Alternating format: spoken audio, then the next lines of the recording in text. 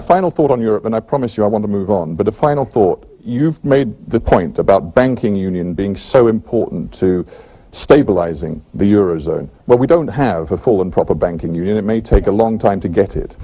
George Soros goes further. He said this, he says, in the end, there's no alternative if the euro is to work but to give birth to the missing ingredient, a European treasury with the power to tax and therefore to borrow.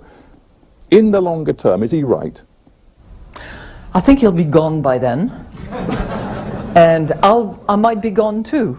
But to have that as a goal, if the peoples of Europe and the leaders of Europe have that political objective to turn the currency union into monetary union, which it is now, into a banking union, into a fiscal union, into a political union, that's where they should go, clearly. I mean, your answer was neat and amusing, but it raises another question, which is, if it's so far away and so difficult to achieve, isn't the implication that in the interim, the Eurozone is always going to be unstable and dysfunctional? It just means that I'll take my retirement early.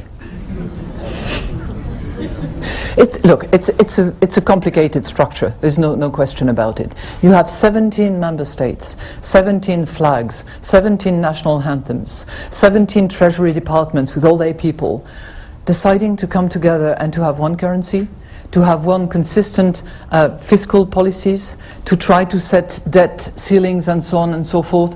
Not all of it works, but in times of smooth sailing, the boat is okay. In times of tempest, then you can see that the mast does not hold as well as it should be, that the sail should be rolled in a different way, that you have to put a little bit of this, that and the other around the vessel. And that's what's happening at the moment. They need to move faster, there's no question about it. We ask ex-president of the European Central Bank, Claude Trichet, to consider the results of efforts to stabilise a recession-disabled Europe and if he still thinks the Eurozone is taking the right medicine. Are you in favour of a European economic and budgetary federation?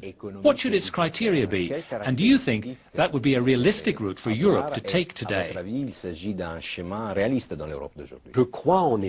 I do believe we need to go further, along the path of a European economic and budgetary federation, which obviously would mean a new change in the treaties. Personally, I think there are several possibilities to consider.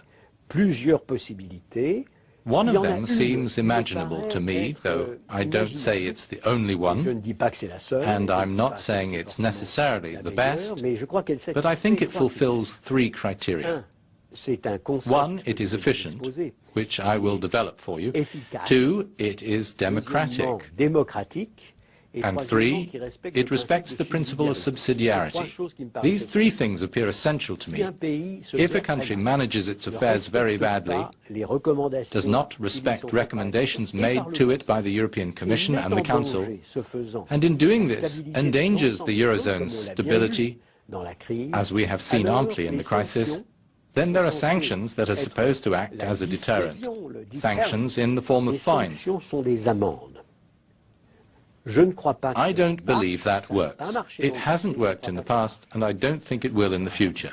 Instead, what I myself see as more realistically imaginable is, instead of fines, activate a federal decision process at the level of the European institutions taken together. The Commission plays the role of government, it anticipates a government. The Council of Governments is a sort of upper chamber, a Senate.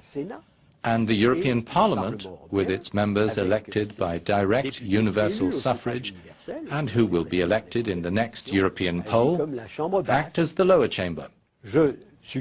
I suggest that the Commission say, here is what needs to be done. Let the Senate, the upper chamber, think about it, and then say to the European Parliament, here's what we think, and then the European Parliament decides, evidently limited to the representatives of the Eurozone and after contact with the national parliaments. That is a federation. We have activated federal institutions. But they respect the principle of subsidiarity, because this is not applied generally. It would only be in absolutely exceptional cases, and when the stability of the whole zone is in question. It's evidently democratic. The ultimate decision is taken by the representatives of the people, and that makes it relatively certain that these are not just empty words, and that this is not an ineffective, dissuasive measure of fines. Все по-бедни сме. С близо 50% е нараснала издръжката ни за живот след влизането в Европейския съюз, отчетоха от КНСБ. В същото време доходите ни през последните 7 години остават почти без промяна. По данни на синдикалистите, 384 лева месечно са били достатъчни за издръжка на член от семейството през 2007. Миналата година животът ни е поскъпнал до 562 лева на месец, което прави ръст от над 46%. С тази сума разполагат едва 2 милиона и 700 хиляди българи, а с по-малко на месец живеят 8 на всеки 10 души. Под прага на бедността са 23% от домакинствата. Само 2 на всеки 10 души имат достатъчно пари да покрият нуждите си за месеца. Близо 1 милион и 700 хиляди българи преживяват с точно 7 лева на ден.